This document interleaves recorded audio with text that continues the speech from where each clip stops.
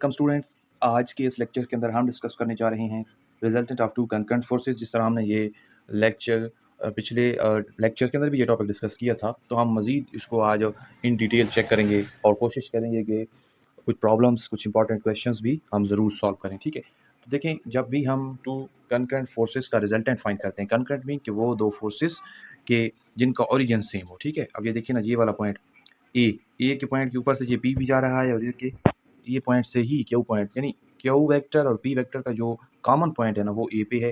They have the common starting point, so they are the concurrent forces.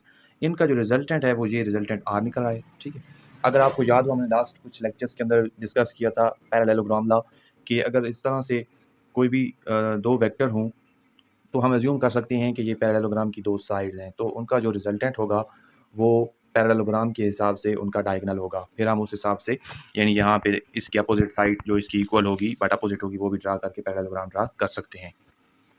ठीक है, तो similarly हमने ये फार्मूला देखा था, ये फार्मूला हमने पिछले लेक्चर में ही निकाला था कि अगर हमारे पास दो वेक्टर हों तो उनका रिजल्टेंट कैसे फाइंड करेंगे।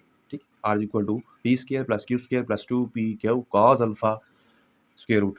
तो मतलब alpha is the angle between these two vectors. ठीक है, फिर आगे ये वाले टॉपिक सारे हमने डिस्कस किए थे, इतना ज़्यादा इसमें कोई कन्फ्यूजिंग वाली बात नहीं थी। हमने देखा था कि I is the unit vector, I is the unit vector of X component and J is the unit vector of Y component. ठीक है, आई कंपोनेंट देखेंगे, यानी आर और आई का जब भी डॉट प्रोडक्ट निकालेंगे तो डॉट प्रोडक्ट के अंदर हमारे पास कॉज आएगा, और अगर हम आर का जे के साथ निकालेंगे तो जे मीन वाई कंपोनेंट, तो उस सिचुएशन में हमारे पास जो ट्रिग्नोमेट्रिक फंक्शन आएगा वो साइन हम यूज़ करेंगे। ठीक है, कोई कन्फ्यूजिंग वाली बात इसमें नहीं थी, सिंपल सी बात है। तो नेक्स्ट देखें, हमने यहाँ से एक फार्मूला निकाला, ये देखें दो इक्वेशंस हमारे पास आ रही थी, R sine theta is equal to, यानी ये दो इक्वेशंस को देखिए ना, एक ये इक्वेशन हमारे पास आ रही थी इक्वेशन नंबर 2, ये इक्वेशन आ रही थी R cos theta is equal to P plus Q cos alpha, और इक्वेशन आ रही है R sine theta is equal to Q sine alpha. इन दोनों को वो कह रहे हैं डिवाइड करें, दोनों तरफ से डिवाइड करें तो एक तरफ आर आर से कैंसिल हो जाएगा। ठीक है, आर यहाँ से कैंसिल आउट होकर ये साइन ओवर कास टेन बन जाएगा, और इसी तरह इसको हमने उसी तरह लिख देना है। तो यहाँ से वो कह रहा है कि ट्रिग्नोमेट्रिक फंक्शन टेन थीटा का फॉर्मूला किसके इक्वल आएगा, tan theta is equal to Q sine alpha over p plus Q cos alpha. ठीक है, सिमिलरली वो कह रहा है कि अगर हम यानी कि इस सिचुएशन को मजीद आगे हाफ एंगल के अंदर कन्वर्ट कर दें, सेम यही फार्मूला है, बस हम उसके एंगल को हाफ एंगल के अंदर कन्वर्ट कर दें तो theta is equal to alpha over 2, यानी हाफ एंगल के अंदर भी हम इसको मजीद कन्वर्ट करके चेक कर सकते हैं। तो यानी यहाँ से जो इंपॉर्टेंट चीज़ हमारे पास आ रही है समरी की सूरत में, वो ये पॉइंट है कि the resultant of two forces bisect the angle between them if the forces have equal magnitude. खूबसूरत सी बात है और सीधी सी बात है कि अगर दो वेक्टर्स हमारे पास है ना, तो वो वेक्टर के दरमियान जो एंगल होगा, यानी उनका जो रिजल्टेंट होगा वो उनको बाइसेक्ट करेगा, मतलब एंगल को हाफ में कन्वर्ट, हाफ में कट करके वहाँ से पास करेगा, रिजल्टेंट उन दो वेक्टर्स में से हाफ करेगा अगर वो इक्वल मैग्नीट्यूड होंगी तो। अब यहाँ से ना एक सिनेरियो डिस्कस करते हैं कि रिजल्टेंट ग्रेटेस्ट कब होगा, मतलब जब cos अल्फा की वैल्यू हमारे पास 1 होगी। ठीक है, cos अल्फा की वैल्यू अगर 1 होगी तो उस सिचुएशन में मैक्सिमम रिजल्टेंट की वैल्यू हमारे पास आएगी, जिसे हम ग्रेटेस्ट रिजल्टेंट भी कह सकते हैं।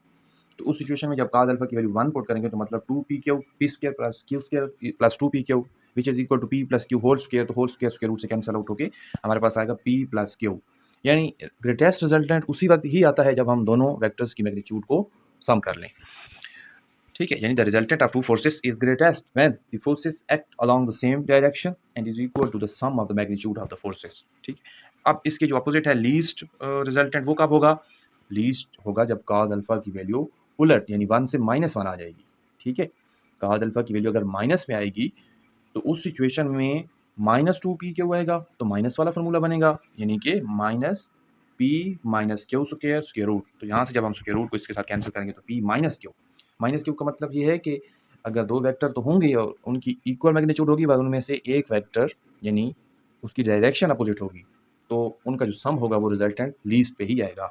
यानी अगर एक वेक्टर की डायरेक्शन ये है तो दूसरे वेक्टर की डायरेक्शन बिल्कुल इसी के अपोजिट आएगी।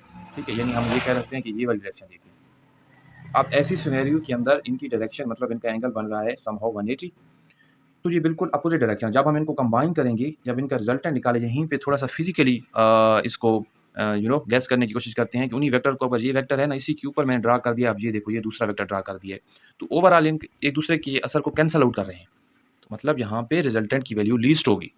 सही है, least magnitude of the resultant is obtained when the forces act opposite to each other and is equal to the difference of the magnitude of the forces. Difference is taken so that the magnitude of the small force is subtracted from the magnitude of the large force. ठीक, यानी difference हमने लेना है. Difference तभी लेंगे जब एक vector दूसरे वेक्टर के अपोजिट होगा.